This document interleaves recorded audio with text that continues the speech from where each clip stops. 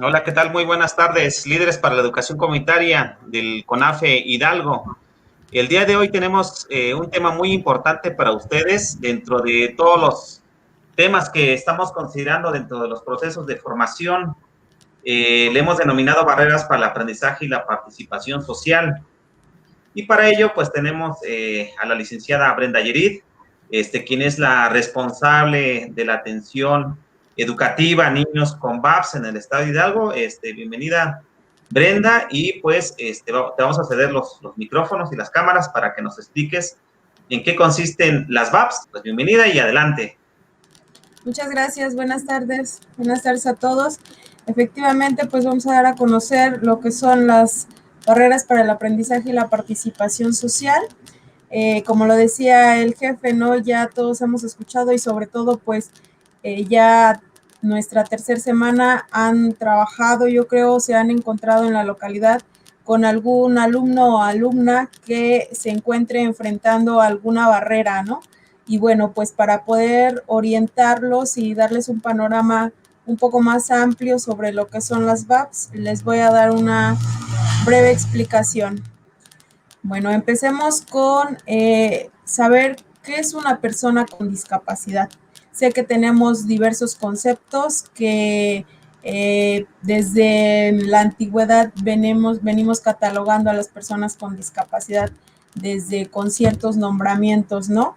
Pero bueno, de manera muy general, al referirnos a las personas con discapacidad, incluimos a aquellas que tienen deficiencias. Estas deficiencias pueden ser físicas, mentales, intelectuales o sensoriales. Y además, estas son a largo plazo, ¿sí? Y bueno, esto al interactuar en la sociedad común, en nuestro medio común, se enfrentan a diversas barreras que por su condición los limita a desarrollarse de manera plena, ¿no? Ok. Y bueno, pues esto es en comparativo con el resto de la población, por eso les decía, nos limita a desarrollarse de manera plena, ya que ciertas condiciones no están pensadas para las personas que tienen alguna discapacidad. Bueno, yo les comentaba de barreras, ¿no? Ya vimos qué es la discapacidad. Ahora, esas barreras, ¿cuáles son? Las barreras son todos aquellos obstáculos que las o los estudiantes se enfrentan para aprender y participar. ¿Por qué me enfoco aquí a los estudiantes? Bueno, ya decíamos, en CONAFE, es una institución educativa, sin embargo, no solo los estudiantes, sino el resto de la población que tiene alguna discapacidad se enfrenta a estas barreras, ¿sí? Y bueno, estos obstáculos están denominados o están clasificados de diferente manera. Se clasifican en 5 de manera general. Son las metodológicas. Estas se refieren a pensar, ¿sí? A pensar que una persona con discapacidad requiere una atención apartada, que las personas con discapacidad no pueden estar inmersas en el mismo grupo que el resto de las personas. A esto se refieren las barreras metodológicas. Las siguientes son las barreras físicas y arquitectónicas. Estas están enfocadas sobre todo hablemos de una escuela, ¿sí? Una escuela en la que llega un alumno con silla de ruedas. Pero en la escuela hay que subir escalones para poder llegar al aula. Esa es una barrera de acceso una barrera física de arquitectura en la que se está enfrentando el alumno por su condición de discapacidad motriz al no poder acceder a la escuela, ¿sí? No se le está negando de ninguna manera la inscripción ni nada, simplemente es el acceso. A eso se refieren las barreras físicas y arquitectónicas. Las barreras organizativas, ahí sí, en ya implica la negación, ¿no? De algún servicio, de inscribirse, hablando de la institución, de la escuela, del negarse la inscripción por tener una discapacidad, ¿sí? No hay otra explicación más que porque tienes una discapacidad no eres aceptado en la escuela, ¿no? ¿Por qué? Y aquí va conjunta con la barrera metodológica, el pensar que no puede estar en el mismo grupo que el resto de los alumnos, que un alumno con discapacidad debe de estar en un lugar en específico con atención específica. La siguiente barrera, si movemos un poquito la diapositiva, las actitudinales, la podemos subir un poquito. Ok, estas tienen que ver mucho con nuestra forma de ser, nuestra forma de pensar, nuestra forma de actuar ante y hacia las personas con alguna discapacidad. Se suele tener expectativas bajas hacia ellos, ¿sí? El de decir, tiene síndrome de Down, o el niño, lo que comúnmente hablan, ¿no? Dice, el niño está enfermito, entonces él no puede hacer esto, él no se puede vestir solo, no se puede ir solo a la escuela, él no va a aprender, no, pobrecita de mi hijo, déjenlo, ¿no? O sea, es una barrera actitudinal que no lo estamos dejando ser, no estamos permitiendo no se pueda desarrollar. Hay muchas cosas que a pesar de tener una discapacidad, los niños pueden hacer. Sin embargo, por la actitud, sobre todo los papás, a veces la sobreprotección, no los dejamos aprender, no los dejamos convivir, y eso es una barrera para el alumno, porque no le estamos permitiendo desarrollarse tanto intelectualmente,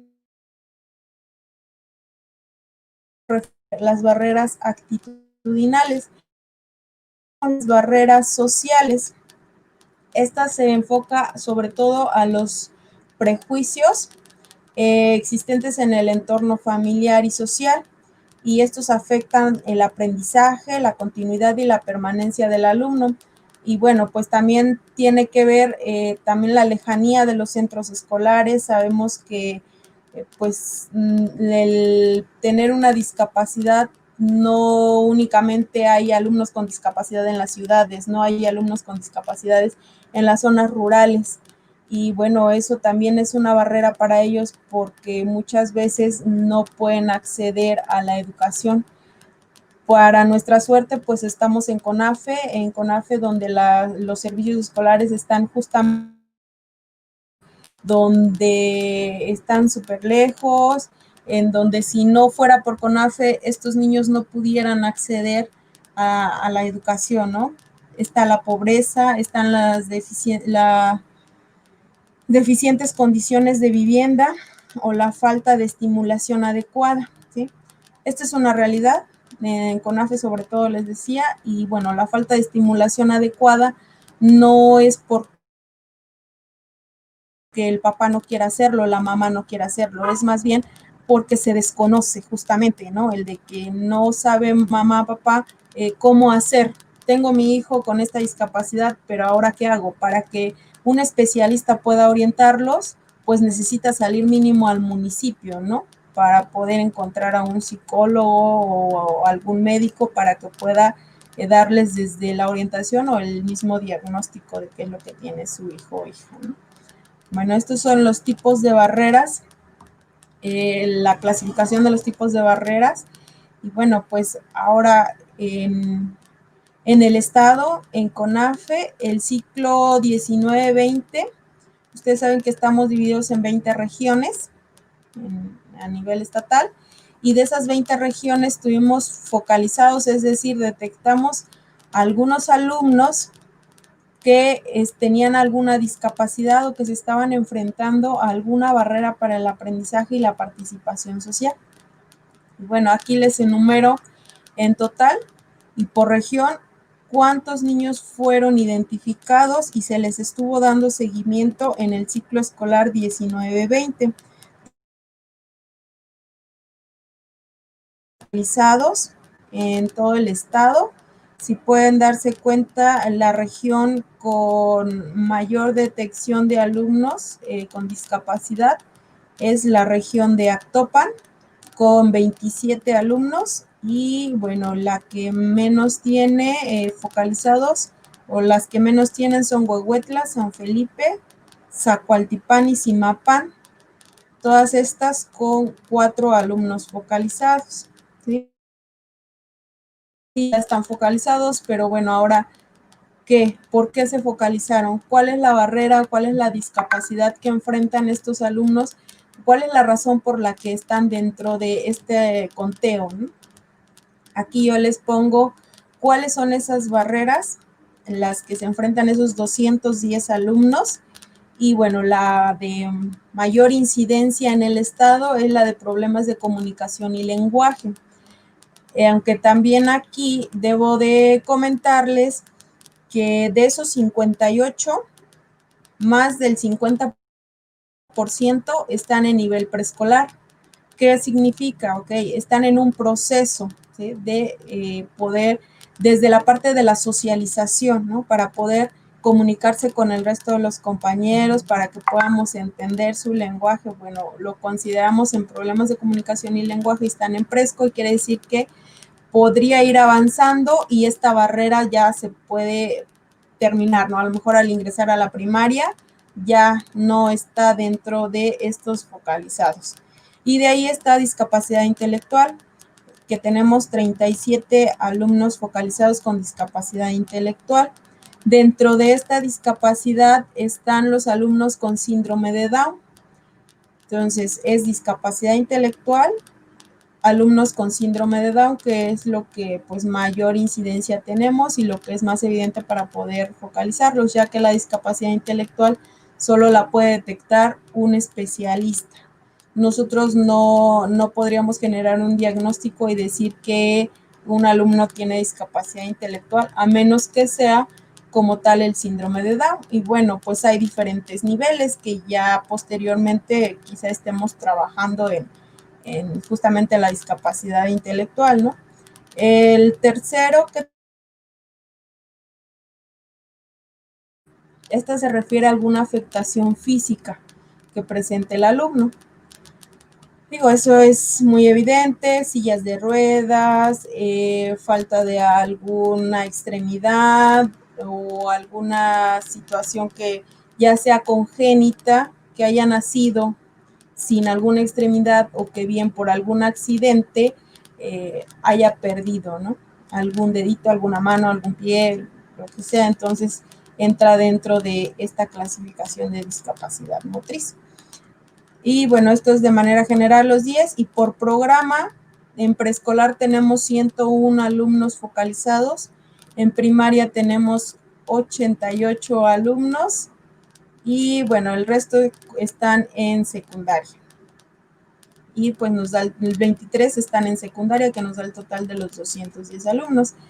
También esto pues interfiere porque nuestra población en mayor número pues es de preescolar, ¿no? Y ya tenemos menos secundarias en el estado que preescolar, por eso es que la incidencia también es mayor en preescolar. Ok, ahora algunas recomendaciones. Ya sabemos qué es la discapacidad, cuáles son las barreras, cuáles son las barreras en específico del estado de Hidalgo que presentan nuestros alumnos del año 2019-2020. Ahora, ¿qué podemos hacer? Sabemos que estamos en una etapa de contingencia en donde el contacto con los niños, con los padres de familia, pues se ve un tanto limitado.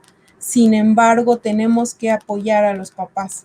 Si bien los papás, pues, podrían decir, es que el papá conoce mejor al alumno. Ok, sí, sí lo conoce, pero también si nos metemos en la parte psicológica e intentamos entender a los padres de familia en el hecho de pensar, ¿no? Yo siempre les he comentado, no creo que ningún padre sueña con tener un hijo con discapacidad.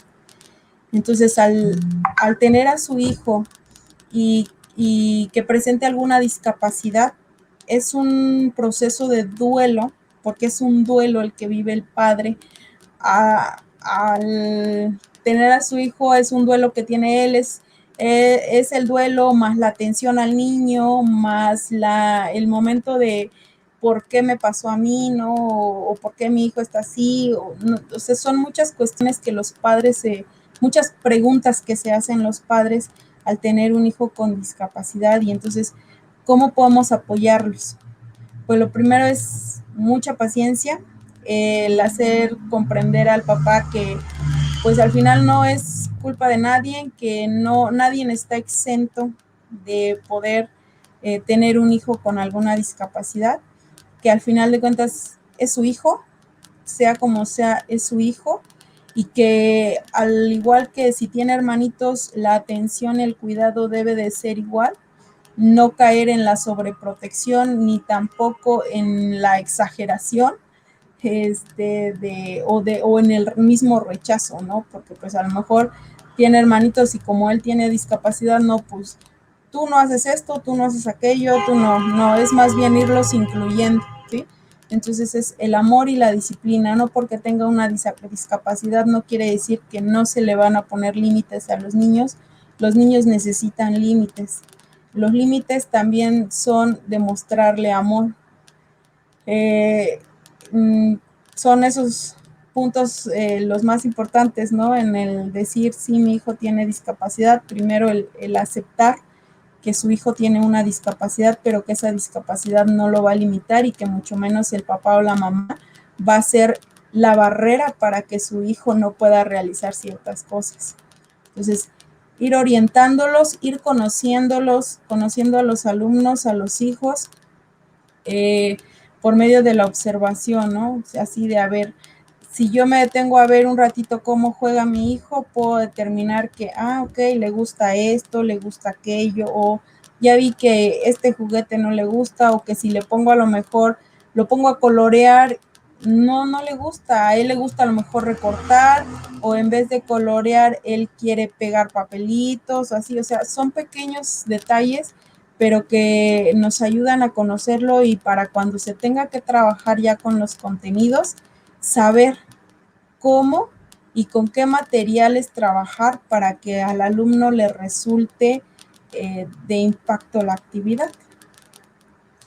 Ok, de manera muy general, todo lo que dice esa diapositiva es en lo que se los resumo, ¿no? Bueno, hay que aprender también a comprenderlos. Los niños también es difícil, los niños con discapacidad es difícil para ellos también, ¿no? El de tener la discapacidad y encontrarse con barreras, con obstáculos casi a cada paso que dan y pues tener que buscar la manera de poder afrontarlos, ¿no? Bueno, ese link que viene en esta diapositiva, ahí pueden encontrar ustedes guías de apoyo para el trabajo con la discapacidad. Existen de discapacidad motriz, las que ya mencionábamos, discapacidad motriz, auditiva, visual, intelectual, problemas de comunicación y lenguaje, problemas de conducta, problemas de aprendizaje. Ahí las pueden encontrar en digital. Vienen desde el proceso de detección, explican cómo poder detectar a un alumno con alguna barrera de estas que les mencioné, cómo intervenir, cómo poder apoyar a los padres, algunas recomendaciones en específico de acuerdo a la barrera.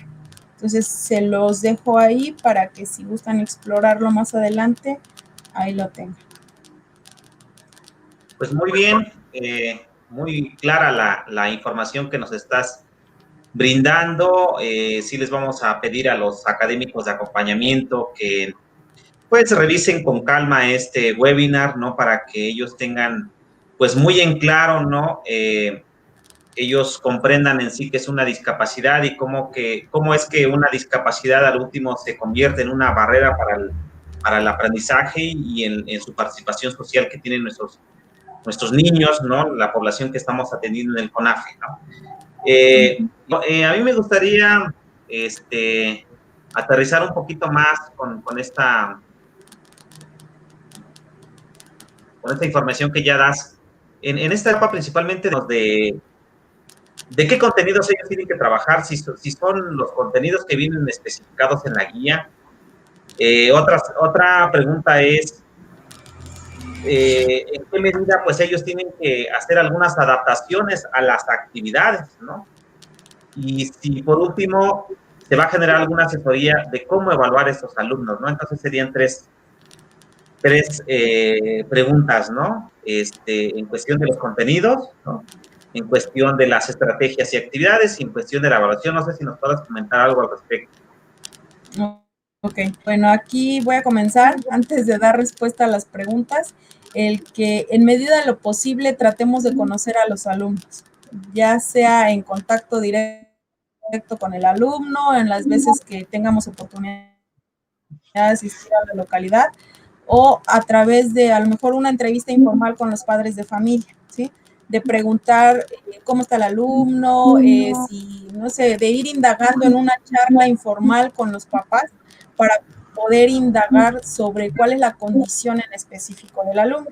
Y cuando se tenga oportunidad de estar en directo con él, pues mucho mejor, ¿no? Como que más ir aprovechando el observar al alumno y poder ir aplicando a lo mejor pequeñas actividades para saber qué es lo que le gusta y qué no le gusta. Después de esto, bueno, ¿qué hacer, no? ¿Cómo trabajar los contenidos? Hay diferentes discapacidades. Algunas de estas, por ejemplo, les mencionaba, voy a continuar con el ejemplo de la discapacidad motriz, ¿no? En la que a lo mejor no cuentan con alguna extremidad. Eso no lo limita para nada de manera cognitiva, es decir, su pensamiento, su inteligencia no está afectada, lo cual no implica el hacer alguna adaptación, al contenido que se va a trabajar. A lo mejor nada más de forma. Si hablamos de una discapacidad visual en específico, baja visión, y viene un texto, ok, el texto lo puedo trabajar, lo único que podría modificar es de que en vez de presentárselo en una hoja tamaño carta, lo hago macro, a lo mejor en doble carta o en una cartulina, para que el alumno pueda dar lectura de manera mucho más fácil, ¿no? Al texto. Inclusive, si el alumno es ciego, yo puedo leerle el texto. El que el alumno no lo pueda leer no lo limita tampoco al razonar, al comprender el texto, ¿sí? Entonces, esas son discapacidades que no tienen implicación cognitiva. Cuando ya hablamos de una afectación como tal cognitiva, es cuando el alumno presenta una discapacidad intelectual. Y lo decía en la presentación, dentro de la discapacidad intelectual encontramos a los alumnos con síndrome de Down, ¿sí?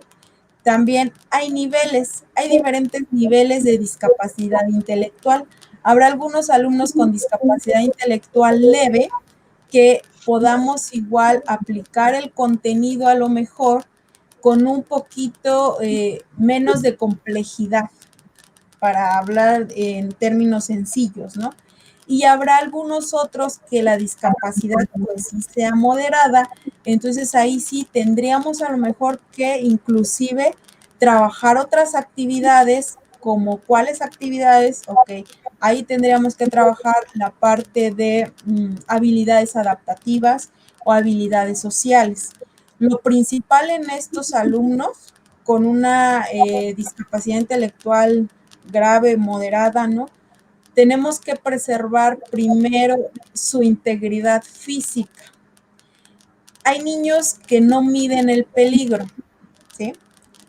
Ok, está una olla hirviendo, ellos no se dan cuenta del peligro que corren si tocan esa olla o si pasan corriendo por ahí y la olla se les cae, ¿sí? Se queman, ok. Entonces, esa es una habilidad adaptativa. Tenemos que enseñarle al niño que hay cuestiones de riesgo y hay que enseñarle a evitarlas, ¿sí? Ok. Eso van a decir, ok, ¿y cómo lo voy a hacer ahora con la tercera pregunta que me decía? La parte de la evaluación, ok, sí está padre, trabajo eso con el niño, ok. Bueno, el hecho de que esté la olla hirviendo, está caliente, a mí se me ocurre en este mundo natural, se me pide que lo tengo que evaluar, ¿no? ¿Por qué? Porque es los estados del agua, el alumno no me va a entender que los estados del agua es líquido, sólido y gaseoso, no lo va a entender, por más que le quiera yo explicar, no lo va a entender, su condición es esa, no es porque yo no es porque yo lo limite y no le quiera enseñar, sino porque se lo voy a enseñar, pero el alumno su discapacidad, su condición no se lo permite, que es puede quemar.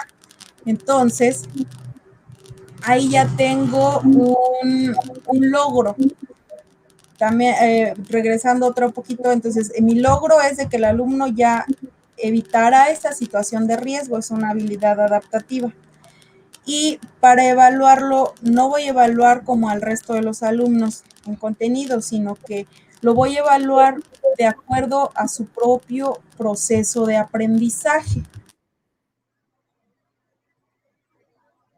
El alumno no sabía que se podía quemar. El alumno no sabía que si se golpea, hay chicos que se golpean contra la pared o contra el piso o que se muerden o muerden a los compañeritos, ¿no? Así inicia el ciclo. En el primer trimestre, ok, mi alumno a lo mejor se golpeaba 2 veces al día, ¿no? O mordía 2 veces al día. Ok, al término del primer trimestre, bueno, se sigue golpeando, sigue mordiendo, pero la frecuencia ha disminuido, ¿sí? Entonces, eso ya es un logro y eso es lo que voy a evaluar de mi alumno. Eso es en cuanto a las afectaciones cognitivas. Entonces, lo que tú nos has comentado, ¿no? Es de que como tal, un primer elemento para el trabajo que vamos a hacer con nuestros niños es generar un diagnóstico, ¿no? Es generar una caracterización de con qué niños estoy trabajando, ¿no? Creo que en esta tercera semana los LECs ya deben de tener en claro cuáles son las habilidades de sus alumnos, ¿no? Cuáles son también las limitaciones, ¿no? Y a partir de ello, a raíz del proyecto educativo que se les está generando a ellos con el KIT de Aprende en Casa 2, porque en ese KIT, principalmente en la guía, ya viene qué enseñar, ¿no? O qué es lo que deben de aprender los niños. Desde pensamiento matemático, mundo natural, mundo social, lenguaje y comunicación, artes, educación física, ya está el qué. Y es un proyecto global, un proyecto generalizado. Pero en sí lo que tú nos comentas es de que el EC tiene esa facultad, tiene esa posibilidad de poder definir, ¿no? A razón de las condiciones de los alumnos, si es que él va a trabajar directamente los contenidos tal cual vienen ahí, o bien a partir de alguna barrera, ¿no? A partir de alguna discapacidad que pueda tener el alumno, él puede disponer de otros contenidos, ¿no? Y que si bien en la educación, pues quisiéramos que nuestros niños comprendieran las matemáticas, ¿no? Porque eso también les ayuda para su vida cotidiana, pero muchos de nuestros alumnos sería una de las posibilidades que le pudiera regalar la escuela, ¿no? O la educación formal, es las habilidades adaptativas, ¿no? Es las habilidades sociales, ¿no? Para que él pueda relacionarse con la sociedad, para que pueda relacionarse con sus familiares, con sus amigos. Y ahí no estamos hablando directamente de que tiene que aprender a multiplicar, a dividir, a restar, sino que a razón de la situación que está viviendo el alumno, pudiéramos por lo menos garantizar a que él pueda interactuar con la sociedad en el cual está inmerso, ¿no? Creo que aquí lo que tú nos acabas de mencionar es de que los LECs tienen la última palabra en el aprendizaje, en qué aprendizajes pueden estar posibilitando a nuestros niños, ¿no? Y que les sea de gran utilidad. Pues muchísimas gracias, Brenda, y pues nos estaríamos viendo en otra emisión sobre el tema de barreras para el aprendizaje y la participación social. Pues muchísimas gracias, líderes para la educación comunitaria y público en general. Muchísimas gracias.